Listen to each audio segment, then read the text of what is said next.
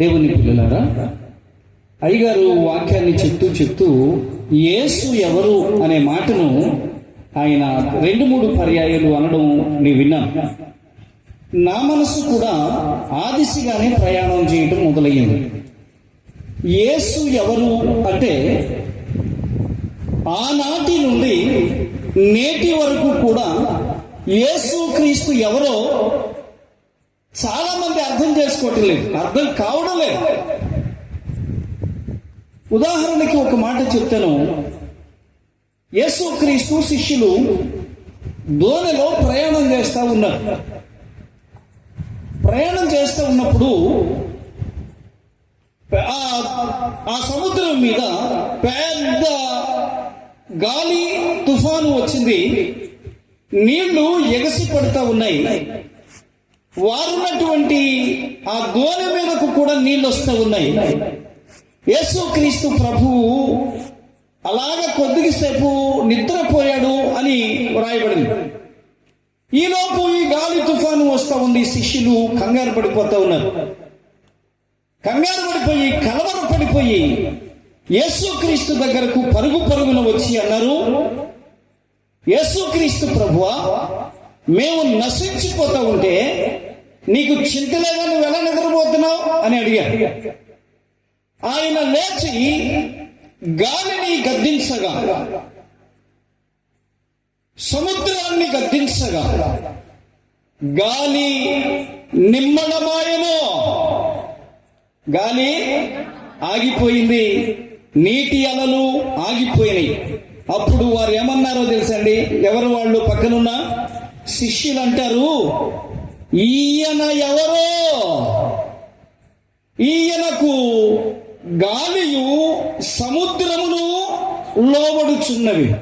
ఈయన ఎవరో, ఈయనకు గాలి సముద్రం కూడా ఆగో.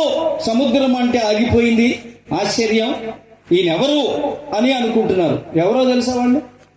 ఆయన ప్రక్కనే ఉండి, ఆయన వెంటే ఉంటూ, ఆయన పెట్టిందే తింటూ, ఆయన మాటే వింటూ, ఆయనతో తిరుగుతున్నటువంటి ప్రజలకు కూడా యేసు ఎవరో అర్థం కాలేదు. ఈ రాత్రి ఈ వాక్యాన్ని వింటున్నటువంటి నా ప్రియమైన సోదరి సోదరుడా, మీరు ఎక్కడ ఉన్నా మనస్సు పెట్టి ఒక మాట వింటే మంచిదైతే అంగీకరించండి, మంచిది కాకపోతే వదిలేయండి అని మీకు మనవి చేస్తూ ఉన్నాను. ఎందుకంటే యేసు ఎవరనుకుంటున్నారు అని నేను ప్రశ్నిస్తే అమెరికా దేవుడు అనేటువంటి ఒక మాట వినబడతా ఉంది. ఎవరి దేవుడు అండి? అమెరికా దేవుడు మన దేవుడు కాదు అని. అమెరికా చరిత్ర చూస్తే సుమారుగా 525 లేక 600 సంవత్సరాల లోపు చరిత్ర మాత్రమే ఉంది అమెరికా చరిత్ర. యేసుక్రీస్తు పుట్టుకల గురించి మీకు చెప్పాలంటే 2024 సంవత్సరాల చరిత్ర ఉంది. మరి వారికి దేవుడు ఏంటి కదా? ఒకవేళ అనుకుందాం, ఓ చిన్న విషయాన్ని మీకు చెప్తాను. అమెరికా దేవుడు, బ్రిటిష్ వాళ్ళ దేవుడు అనుకుంటున్నారు, కానీ ఈ రెండు కూడా కాదు. ఆయన పుట్టింది పాలస్తీనా దేశంలో. ఎక్కడండి? సరే, ఏదైతేనేమో ఒక పక్క దేశంలో పుట్టాడు అనుకుందాం. నాకు తెలిసిన ఒక సంఘటన మీకు చెప్పాలని ఆశపడుతూ ఉన్నాను. హైదరాబాద్లో మా బంధువుల అబ్బాయికి, ఒక అబ్బాయికి కుదరని రోగం. ఆ జబ్బు ఏంటో ఎవరికి తెలియదు. ఇంచుమించుగా హైదరాబాద్లో ఉన్నటువంటి ఆ పెద్ద పెద్ద హాస్పిటల్స్ అన్నీ కూడా తిప్పారు. ఇక చివరి నిమిషంలో ఏం చేశారంటే, ఇంకా అక్కర్లేదు, ఈ అబ్బాయి బ్రతకడు, తీసుకువెళ్ళిపోండి అని అన్నారు. అన్న తర్వాత చివరి ఛాన్స్గా ఇంకొక మాట, ఓ పెద్ద హాస్పిటల్లో వాళ్ళు ఏం చెప్పారంటే, అమెరికా నుండి ఒక డాక్టర్ వస్తున్నాడు. ఏంటంటే అది? అమెరికా నుండి ఒక డాక్టర్ వస్తున్నాడు. 2-3 రోజుల్లో వస్తాడు. ఈ 2-3 రోజుల్లో ఈ అబ్బాయి బ్రతకగలిగితే అతను ఏదైనా ట్రీట్మెంట్ చేస్తే చూద్దాం అని ఊరికి ఒక మాట సింపుల్గా వదిలేసి వెళ్ళిపోయారు. అనుకున్నట్టుగానే ఆ 3వ రోజు ఆయన రావడం జరిగింది. ఫస్ట్ అపాయింట్మెంట్ ఎవరిదంటే ఈ చావు బ్రతుకుల్లో ఉన్నటువంటి ఆ కుర్రోడిదే. ఎక్కడి నుంచి వచ్చాడు అన్నారు? అమెరికా నుంచేనా? ఇండియా వాళ్ళు సరిగ్గా అయిపోయింది, అందరినీ తిరిగేసాడు ఆయన. ఆయన వచ్చి అతనికి ఉన్నటువంటి బలహీనతను అర్థం చేసుకుని 3 రోజులు మందులు ఇచ్చాడండి. లేచి కూర్చుని, ఇప్పుడు పాస్టర్ గారు చెప్పారు కదా, వాళ్ళ అమ్మగారు లేచి కూర్చుని తిరుగుతున్న 3 రోజులకే లేచి తిరగడం ప్రారంభమయ్యింది. ఎందుకని అసలు నాలాంటోడైతే వాడు అమెరికా నుంచి వచ్చాడు కాబట్టి వాడి దగ్గర ట్రీట్మెంట్ కూడా వెళ్ళనంటా నేను. అంటావా లేదా? యేసుక్రీస్తు అమెరికా నుండి వచ్చాడనే కదా నీవు ఆయన దగ్గరికి వెళ్ళడం లేదు, నీకు ట్రీట్మెంటే లేదు. అసలు మానవుని యొక్క పాపానికి మందు ఎవడో కనిపెట్టలేడు. పాపం పోవాలి అంటే పరిశుద్ధుడైన దేవుని రక్తము చిందించబడాలి. అందుకు మన పెద్దలు ఏం చేశారంటే, కోళ్లను, ఎడ్లను, పశువులను, మేకల యొక్క రక్తాన్ని చిందించి మన పాపాలు క్షమించబడ్డాయి అనుకున్నారు.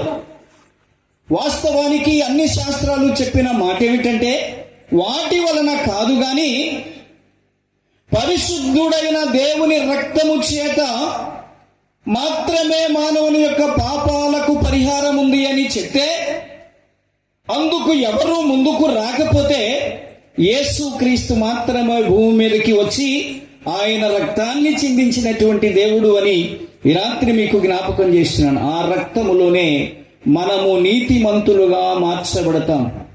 రోమీయులకు రాసిన పత్రిక 5వ అధ్యాయము 8-9 వచనాల్లో మనం చదువుతున్నప్పుడు, మనము ఆయన రక్తము వలన మనము ఇప్పుడు నీతిమంతులుగా తీర్చబడి, ఎలాగా నీతిమంతులుగా తీర్చబడాలి అంటే ఆయన రక్తం అవ్వాలి.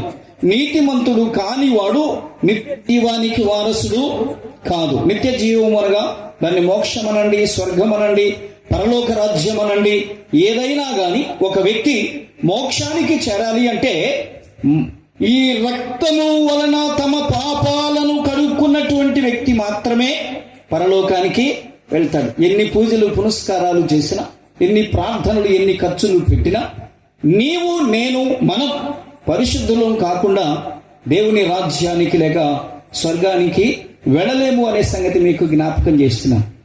అయితే యేసుక్రీస్తు అమెరికా దేవుడు అనుకుంటున్నారు కదా, అయితే పక్కన పెట్టండి. నేను ఉదాహరణకి ఆ మాట చెప్పాను. అయితే యేసుక్రీస్తు ఎవరో క్లుప్తంగా 2 మాటలు చెప్పడానికి నేను ప్రయత్నం చేస్తాను. అర్థమైందండి? పరిశుద్ధ బైబిల్ గ్రంథంలో 2వ కొరింథీయులకు రాసిన పత్రిక 7వ అధ్యాయము 6వ వచనాన్ని మనం చదువుదాం. అయినను దీనులను ఆదరించు దేవుడు. చాలండి. దీనులను ఆదరించు దేవుడు యేసుక్రీస్తు. అసలు దీనులంటే ఎవరు? సహజంగా మనందరికీ తెలిసింది ఏంటంటే, తిండికి లేకో, బట్టలు లేకో, ఉండటానికి లేకో, కట్టుకోవడానికి లేక ఉన్నటువంటి వారు దీనస్థితిలో ఉంటే మనమందరం ఏమంటామంటే, ఆడు చాలా దీనంగా ఉన్నాడండి అంటాం. బైబిల్ అలా చెప్పడం లేదు. బైబిల్ చెప్పిన మాట ఏమిటంటే, ఈ శరీరము కలిగిన వాడు అంటే ఈ రక్తమాంసములు కలిగిన ప్రతి వ్యక్తి కూడా దీనుడే అని చెప్తా ఉంది. ఎవరు? మనం అనుకున్నట్టుగా అంటే కఠినమైనటువంటి పేదవాడిని మనం దీనుడు అనుకుంటున్నాం. బైబిల్ చెప్పే మాట ఏంటంటే మన దీన శరీరము అని. మన దీన శరీరము అంటే ఈ శరీరము కలిగిన వారందరూ దీనులే అని అర్థం కదా. దీనులు అంటే సర్వ శరీరులను అని అర్థం. ఏ కులమైన, ఏ మతమైన, ఏ వర్ణమైన, ఏ వర్గమైన అందరినీ ఆయన కలుపుకొని వెళ్ళేటువంటి దేవుడు. ఎవ్వరిని తృణీకరించిన వాడు కాదు. అందరూ ఒకటేనా కాదా? ఒకటేనండి. అందరూ ఒకటేనా? నేను ఒక మాట చెప్తాను మీకు అర్థం కావడం కోసం. అసలు ఈ కులాలు ఎవరు ఏర్పాటు చేశారో నాకు అర్థం కాల. చరిత్రలో చాలా విషయాలు ఉన్నాయి కానీ అవి చెప్పట్లేదు ఇప్పుడు. మీరు కులాలు ఈరోజు కులం అంటారే. నేను ఒక మాట చెప్పాలి, మీరు అందరూ నిజం అంటారో అబద్ధం అంటారో తర్వాత చెప్తురు కానీ. అవునా? ఎవరైనా పెట్టనియండి కులాలు. పెట్టారా? మతాలు పక్కన పెట్టండి, కులాల గురించి మాట్లాడుతున్నాను. రాజుగారంటే తెలుసుగా మనకి. రాజుగారికి ఆయన గడ్డం చేసుకోవాల్సి వచ్చిన టైంలో ఆయనే గడ్డం చేసుకుంటాడండి రాజుగారు. ఇప్పుడు మరి ఎవరో ఒకళ్ళు ఉండాలిగా. ఆ బయట ఉన్నవాడిని ఒకరిని పిలిచాడు, రే రాబాయ్, నాకు కొంచెం ఇదంతా పెరిగింది, నువ్వేం చేస్తావా అన్నాడు. మీరు ఏం చేయమంటే అది చేస్తానన్నాడు. నువ్వేమైనా చెయ్యి, నాకు మొత్తం తీరా అన్నాడు. ఇది తీసిన తర్వాత ఒక పేరు పెట్టాడు ఆయన, ఒరే ఇదేదో బాగుందిరా. మీ గడ్డం మీరు చేసేసుకుంటారండి ప్రతి ఒక్కళ్ళు. ఎంతకాలం చేస్తారు? వయసు ఉన్నంత వరకు గడ్డం చేసుకుంటారు, అంతేనా? పడిపోయిన తర్వాత గడ్డ గీరేస్తారండి. అంటే ఒక కులంలో కావాలి గడ్డం చేయటానికి, అవునండి? సరే, అది అయిపోయింది. రాజుగారికి బయటికి రావడానికి బంగారపు నగలేసుకోవాలి. బంగారపు నగలేసుకోవాలంటే రాజుగారు తయారు చేసుకుంటాడా? కానీ మీరు తయారు చేసుకుంటారా? ఇప్పుడు ఎవరో ఒకళ్ళు ఉండాలి. ఒకరిని పిలిచాడు, అరే నా దగ్గర ఇంత బంగారం ఉంది, ఇది తీసుకెళ్ళి పలానా నగలు తయారు చేయి అన్నాడు. వాడు చాలా చాకే చేస్తే అన్నాడు, ఆహా ఎంత చక్కగా చేశావు, ఎంత బాగుంది అబ్బాయి, నువ్వు నాకు ఈ పక్కన ఉండరా, వెరీ గుడ్ అన్నాడు. అతనికి ఒక పేరు పెట్టాడు. అర్థమైందండి? సరే, రోజు ఒక జాతీయ బట్టలు వేసుకుంటాడండి రాజుగారు. అబ్బాయి ఎంత చక్కగా నిజం చెప్పండి, రోజు ఒక జత వేసుకుంటాడా? వేసుకోడు కదా. సరే, రాజుగారు పోనీ ఇది ఇప్పేస్తే ఇంకోటి వేసుకోవాలి కదా. అంటే ఎన్ని వేసుకుంటాడు? రోజుకు ఒకటి వేసుకోవాలి. ఇలా కాదని చెప్పి ఇంకొకరిని ఎవరినో పిలిచి, అబ్బాయి ఈ బట్టలు ఇలా మార్చిపోతున్నాయిరా, ఏం చేస్తే బాగుంటుంది అంటే, ఏం లేదు సార్, ఇది నాకు తెలుసు, దీనికి ఒక టెక్నిక్ ఉంది అని చెప్పి. అప్పుడు సర్ఫ్ లేదనుకుంటా, ఆ సబ్బు కూడా లేదు అమ్మోహం. రాయేసి నీళ్ళల్లో నానబెట్టి శుభ్రంగా చలువ చేసేసి, అసలు ఇది ఒకరోజు ఉతికితే నల్లగానే ఉందంట. ఈసారి ఏం చేసాడో తెలుసా? చౌటి మట్టి తీసుకొచ్చి, తెలుసా చౌటి మట్టి తెలుసు కదండి? చౌటి మట్టి తీసుకొచ్చి నీళ్ళల్లో వేసి, అంటే కొంచెం లైట్గా ఉప్పు ఉంటుంది అనమాట, అది తీసుకొచ్చి నీళ్ళల్లో వేసి నానబెట్టి, ఇప్పుడు ఏం చేశాడంటే ఆ రాయి పెట్టి రుద్దితే తెల్లగా అయిపోయింది. అరే ఎంత టెక్నిక్, చాలా బాగుంది. అరే నువ్వు దీనికి ఉండరా? ఎవరు చెప్పిన మాట ఇదంతా? ఆహా కాదా? ఎంత చక్కగా వింటారో మీరు కదండి. సరే, ఈ విధంగా రాజుగారు బయటికి వెళ్ళవలసి వచ్చిందండి. రాజుగారికి ఉట్కాలతో నడిచేస్తాడండి. ఏం చేయాలి ఇప్పుడు? చెప్పులు కావాలి. ఇంకొకరిని పిలిచాడు, అరే అబ్బాయి నేను నడవాలనుకుంటున్నాను, బయటికి ఎక్కడికన్నా వెళ్ళాలంటే కాళ్ళు నేలకి తగిలి రాళ్ళకి తగిలి గుచ్చుకొని బాధగా ఉంది, మీరేమైనా చెయ్యండి రా బాబు. ఎవరు చేస్తారంటే ఒకడు వచ్చానని, నేను చేస్తాను సార్ అన్నాడు. వాడేదో బుర్ర పెట్టాడు, కింద అట్టముక్కలు పెట్టాడు, అక్కడ దొరికినటువంటి అట్టముక్కలు పెట్టాడు, పైన తాళ్ళు కట్టాడు. అయ్యా ఇది వేసుకొని చూడండి అన్నాడు. ఇది వేసుకున్న తర్వాత రాజుగారికి మంచి కంఫర్ట్గా ఉంది. పైనేమో తాళ్ళు కట్టాడు గోడల్లాగా, కిందేమో అట్టముక్కలు పెట్టాడు. రాజుగారికి ఎంత ఈజీగా ఉందో తెలుసా నడవడం? ఉందా లేదా? ఎవరు మాట్లాడుతూ నిద్రపోతున్నారా? ఈజీయే కదా. ఆ చెప్పులు మార్పు చెందుతూ చెందుతూ చెందుతూ ఈరోజు మన కాళ్ళ కింద ఉన్నటువంటి చెప్పులుగా తయారైన అందంగా. అసలు షాప్కి వెళ్తే వాడు ఇచ్చే రకరకాలైనటువంటి చెప్పులు మనకి అసలు నచ్చుతాయండి. ఎంత ఖరీదైనా మనకి నచ్చినయే కొంటాం. నిజమా అబద్ధం? ఆ తయారు చేసేవాడే లేకపోతే అసలు నీ బతికేంటో తెలుసా నీకు? ఈరోజు నువ్వు కులాన్ని ఎత్తి వాడు ఆ కులం ఈ కులం అనే ముందు అసలు వాడు లేకపోతే నీ బ్రతికేంటి, ఆ వ్యక్తి లేకపోతే నీ బ్రతికేంటి? దయచేసి ఎందుకు ఆవేశంతో ఈ మాట చెప్తున్నానంటే, ఏ కులాన్ని తృణీకరించవద్దు. చిన్న కులం ఏమీ లేదండి, వాళ్ళందరూ కూడా మనకి సహాయకులే. వాళ్ళందరూ కూడా మనకి సహాయకులేనండి. కానీ పొలంలోకి కూలీలు రాకపోతే రైతు వెళ్ళి పొలం పని అంతా చేసుకుంటాడండి. మరి ఎవరు కావాలి? మరి కూలీలు వాళ్ళు చిన్న కులమా పెద్ద కులమా అనొద్దు. ఎందుకంటున్నానో తెలుసా? యేసు క్రీస్తుకు ఏ కుల భేదం లేదు. నీవు పెట్టావు కులం,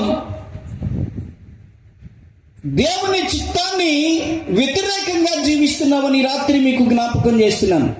కులాలు మతాలు పక్కన పెట్టండి. మోక్షానికి చేర్చే ఒక మార్గం ఏమైనా ఉంటే, మీ పరిశోధన చేస్తూ ఉంటే ఆ విధంగా మీరు పరిశోధన చేయండి. ఏది మంచిదో, ఏది నెమ్మది కలిగిందో, ఏది మేలైందో మీరు ఆలోచన చేసి ఒక నిర్ణయానికి రండి.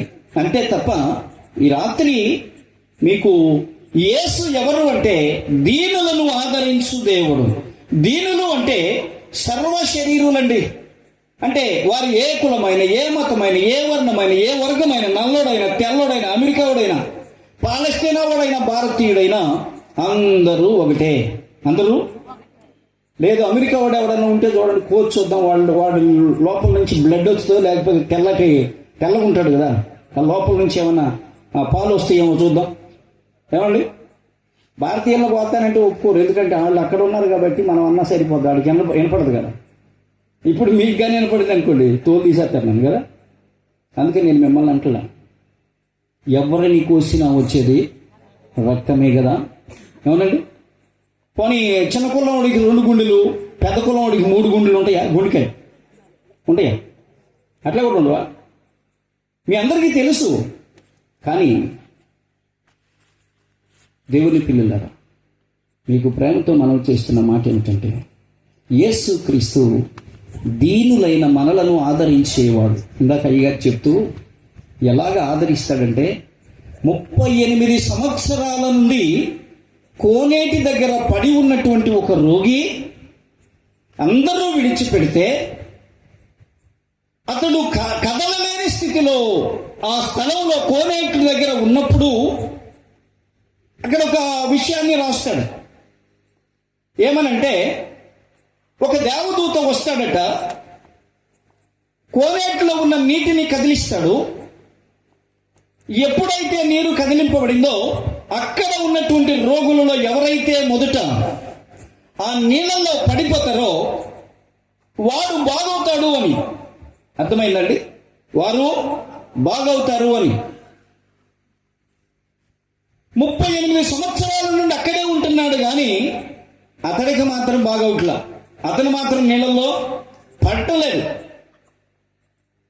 యేసు క్రీస్తు, నేను ఇందాక చెప్పాను కదా, ఏ దేవుడు? దీనులను ఆదరించే దేవుడు గనుక 38 సంవత్సరాల నుండి పడి ఉన్నటువంటి రోగి దగ్గరకు ఆయనే వెళ్ళి, నీవు స్వస్థత పడాలనుకుంటున్నావా అని అడిగి అతనిని స్వస్థపరిచాడు. అవునా? ఒకవేళ దీనుడు అయినటువంటి నీవు ఏ స్థితిలో ఉన్నా, ఏ పరిస్థితిలో ఉన్నా, ఏ రోగంలో ఉన్నా, ఏ బలహీనతలో ఉన్నా, దేవుడు నిన్ను ఆదరించడానికి వచ్చిన దేవుడే ప్రభువైన యేసుక్రీస్తు అని రాత్రి మీకు జ్ఞాపకం చేస్తున్నాను. ఆయన ఎవరు? దీనులను, గట్టిగా చెప్పండి ఈ మాట, దీనులను.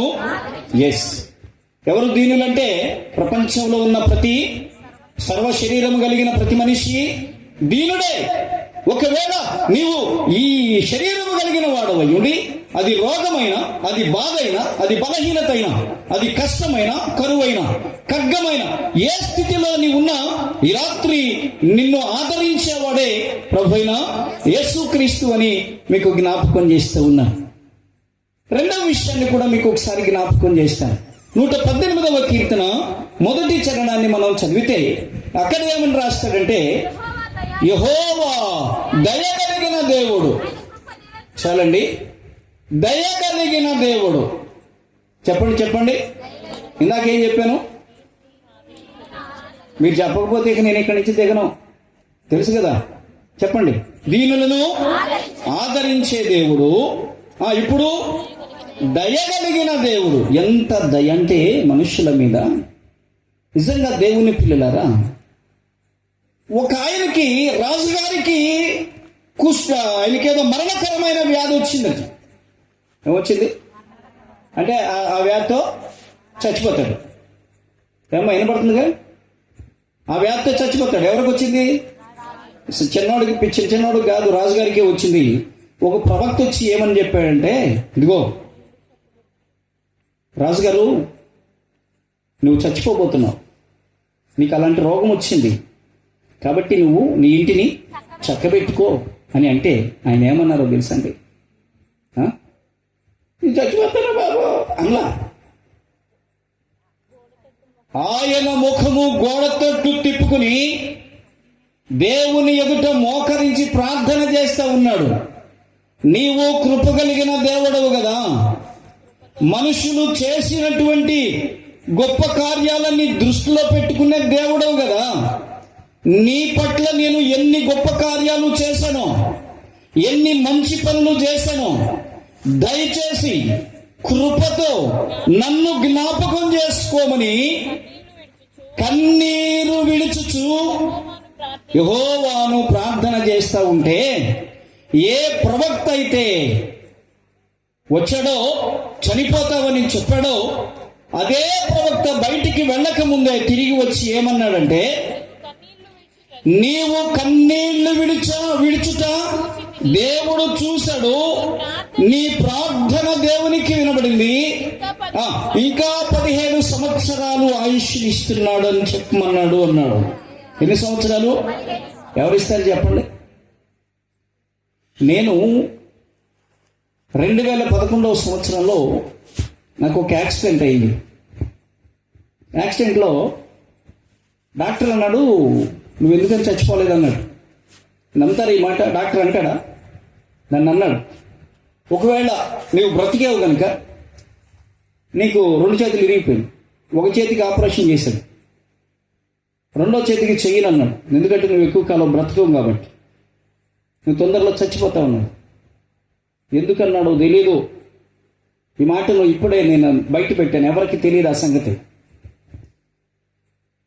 నీవు చనిపోతా ఉన్నాడు. మంచం మీద ఉండి ప్రభువుతో మాట్లాడుతున్నాను, నేను ప్రార్థన చేస్తున్నాను. ఏమనంటే, ప్రభువా నన్ను ఎందుకు చంపలేదు అని అడుగుతున్నాను నేను, నన్ను ఎందుకు బ్రతికించావు అని అడుగుతున్నాను నేను. ఆయన అన్నాడు, నీతో నాకు పనుంది అని మాట్లాడాడు. ఏంటది? అప్పటి వరకు కూడా నేను చేస్తున్న పని ఏమిటంటే ఆయనకి సువార్త ప్రకటించడమే. మధ్యలో శ్రమ వచ్చిన తర్వాత మరలా అన్నాడు, అదే యాక్సిడెంట్ అయిన తర్వాత మరలా అన్నాడు, నీతో నాకు పనుంది అన్నాడు. కన్నీరు గార్చి ఏడ్చానండి, మీరు నమ్మండి. నేను నీ కోసం చేసే పని ఏముంది చెప్పు? ఒకటే పనుంది, నీ సువార్త ప్రకటించడమే. పగలైనా రాత్రైనా ఎంత దూరమైనా మీ వాక్యాన్ని చెప్పడానికి నేను వెళ్తాను ప్రభు అని ఆయన ముందు కన్నీరు గార్చి దీనుడనై ఒప్పుకున్నాను. ఇంక అర్థమైందండి ఆ ప్రేమ కలిగిన దేవుడు. ఈ 11 అంటే ఎన్ని సంవత్సరాలు అయింది ఇప్పటికి? 11 నుంచి ఇంచుమించుగా 13-14 సంవత్సరాలు అయింది నేను చచ్చిపోవలసి. ఇప్పటికి యాహోన్ బాబు ఉండేవాడు కాదు అసలు వాస్తవంగా, కానీ ఉంచిన దేవునికి మహిమ కలుగునుగా. మళ్ళీ శక్తిని ఇచ్చాడు. ఏ శక్తి అయితే నాకు అప్పుడుందో, ఎప్పుడు 24-25 సంవత్సరాల క్రితం ఉందో, మరలా అదే శక్తిని 24 సంవత్సరాలు, నా వయసు 24 సంవత్సరాలు అప్పుడు భూమి మీద నిలబడలేదు. నేను సువార్త కోసం ఈ నా కుర్రోళ్ళందరినీ వేసుకుని అనేకమైనటువంటి ప్రాంతాలలో నేను సువార్త ప్రకటించిన దినాల్లో వీళ్ళందరూ కూడా విశ్వాసులే. అయ్యగారు కానీ, యేసేపు గారు కానీ, వీళ్ళందరూ, ఇంకా చాలా మంది సేవకులు ఉన్నారు, వీళ్ళందరూ విశ్వాసులు. ఆ రోజు మేము అందరం కలిసి పనిచేసాం, దేవుని పనిచేసాం. నా వయసు 24 సంవత్సరాలు అప్పుడు. అర్థమవుతుందండి? ఆ రోజు ఏ శక్తి ఉందో మరలా దేవుడు ఈ శక్తిని మరలా ఇస్తే దాన్ని వ్యర్థం చేయకుండా అక్కడక్కడ రాత్రులు దేవుని పని చేయాలని, స్వార్థ కూటాలు పెట్టాలనేది నా ఉద్దేశం. ఎందుకు ఈ విషయాన్ని చెప్తున్నాను తెలుసా?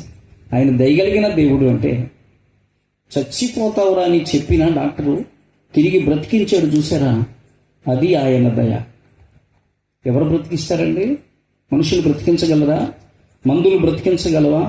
డాక్టర్ ఎందుకు చచ్చిపోతావు అన్నాడో నాకు తెలియదు. నేను అడిగాను, ఎందుకు అంత మాట అన్నారు సార్ అన్నాను. ఇంకంతే, నేను చెప్పనన్నాడు. నేను చెప్పనన్నాడు. నువ్వు ఎక్కువ కాలం బ్రతకవు అన్నాడు. ఒక చేతికి ఆపరేషన్ చేశాడు, 2వ చేతికి చెయ్యనన్నాడు. నువ్వు ఎక్కువ కాలం బ్రతకవు కాబట్టి అన్నాడు. ఎందుకని అన్నాను అంటే మళ్ళీ నవ్వుతూ అన్నాడు, మళ్ళీ నేను ఎక్కడ మనసు కష్టపెట్టుకుంటాను. ఏం లేదు, ఇది మందుల ద్వారా సెట్ అయిపోద్ది అన్నాడు. ఈ జాయింట్స్ 2 ఊడిపోయింది, ఈ చేతికి ఈ చేతికి. దేవుని పిల్లలు ఇప్పుడైతే బాగానే ఉన్నాయి, అప్పుడు 2 ఊడిపోయినాయి. ఫ్రాంక్, ఇది రియల్. అడగండి, నేను హాస్పిటల్లో నేను మా పెద్దమ్మ ఇద్దరు ఉన్నాం 15 రోజులు. ఎందుకు చెప్తున్నానో తెలుసా దేవుని పిల్లల? ఈరోజు ఆ దేవుడు ఎంత ప్రేమ కలిగిన దేవుడంటే, ఎంత జాలి కలిగిన దేవుడంటే, ఎంత దయగలిగిన దేవుడంటే, ఎంత దీనులను ఆదరించే దేవుడంటే, అలాంటి కరుణ కలిగిన దేవుడు, నీతో సముడైన దేవుడు ఎవరైనా ఉన్నారా అని ప్రశ్నించాడు యోనా గ్రంథంలో. యోనా అంటాడు, నీ వంటి కరుణ కలిగినటువంటి దేవుడు, నీతో సమానుడైనటువంటి దేవుడు ఎవరైనా ఉన్నారా అని ప్రశ్నించాడండి. దోషములు క్షమించే దేవుడవు నీవు అని. కనుక ఈ రాత్రి వాక్యాన్ని వింటున్న ప్రేమైన సోదరి సోదరుడా, కులాలు మతాలు పెట్టుకోవద్దు. నీకు మంచి ఆరోగ్యం ఇచ్చి, ఐశ్వర్యం ఇచ్చి, నీకు మేలు చేసి మోక్షానికి నడిపించే దేవుడు యేసుక్రీస్తు. ఎందుకంటే ఆయన రక్తము వలన మాత్రమే మన పాపములు క్షమించబడతాయి. ఇక ఎవరి రక్తం వలన, దేని రక్తం వలన పాపాలు క్షమించబడవు. అన్ని గ్రంథాలు చెప్పేటువంటి సత్యం ఇదే. దేవుడి మాటలు మన వెనుకడిలో దీవించునుగాక. ఆమెను ప్రార్థన చేద్దాం. తండ్రి, మీకు స్తోత్రాలు చెల్లిస్తున్నాను. ఆయన మాట్లాడిన మాటలు ఉంటే మన్నించండి నా తండ్రి. 2 మాటలే ధ్యానం చేశాం. నీవు దీనులను ఆదరించే దేవుడు అని, నీవు దయగలిగిన దేవుడు అని. అయ్యా, అమెరికా దేవుడు కాదు నాయన, అందరి కోసం బలి అయిపోయినటువంటి దేవుడు. నీ ప్రేమ చేత ఈ సృష్టి చేసి, ఈ లోకములో నరులను చేసి, నీ ప్రేమ చేత ఈ సృష్టి చేసి, ఈ లోకములో నరులను చేసి, ప్రేమించినావా ఈ దీనుని, కరుణించినావా ఈ పాపిని, ప్రేమించినావా ఈ దీనుని, కరుణించినావా ఈ పాపిని, బలి అయితివా ప్రేమదారి, మరణించి లేచావా సిలువదారి, మరణించి లేచావా సిలువదారి. తండ్రికి స్తోత్రం. మా కొరకు మరణించిన దేవుడు, మీ రక్తం ఇచ్చిన దేవుడు, మీ రక్తంలో నుండి ఈ దీనుల యొక్క పాపాలను కడిగి పరిశుద్ధపరిచి పరలోకానికి మోక్షానికి చేర్చే పరమ తండ్రి, మీకు స్తోత్రం. నాయన, మేమందరం వెలిగా ఉంచాం, దూరంగా ఉంచాం. అమెరికా దేవుడు అన్నా, బ్రిటిష్ దేవుడు అన్నా, మనకి దేవుడు కాదన్నా, కానీ మీరైతే అందరినీ ప్రేమించి, అందరినీ క్షమించి, అందరినీ ఆదరించే దేవుడును నేనే, నా ఎద్దుకు రండి, నేను మీకు విశ్రాంతిని కలుగజేస్తానని చెప్పిన పరమ తండ్రి, బిడ్డలు అర్థం చేసుకోవడానికి సహాయం చేయండి. అపోహలో ఉన్నాం, చాలా తెలియని స్థితిలో ఉన్నాం. ఇంకా సరి చేసుకున్నటానికి మంచి మనసును అందరికీ దయచేయమని, ప్రత్యేకంగా ఈ గ్రామంలో ఉన్న ప్రతి వ్యక్తిని మీరు దర్శించి, వారికి ప్రశాంతతను అనుగ్రహించి, మీ శాంతిని, నెమ్మదిని కలుగు చేసి, ఒకవేళ వారి కుటుంబాలలో ఎవరైనా బలహీనులై ఉంటే ఈ రాత్రే వారిని దర్శించి మీరు ముట్టండి. వారు ఏ విషయమైతే బలహీనతల్లో ఉన్నారు, ఆ బలహీనతల నుండి విడుదల చేయాలి. ఏ సమస్యలలో ఉన్నారు, ఆ సమస్యల నుండి గ్రామంలో ఉన్నటువంటి ప్రతి వ్యక్తిని మార్పు తీసుకుని రమ్మని చెప్తున్నాను. ఆశీర్వదించి మహిమ పొందమని యేసు పరిశుద్ధ నామమున అడిగి వేడుకుంటున్నాం తండ్రి. ఆమేన్.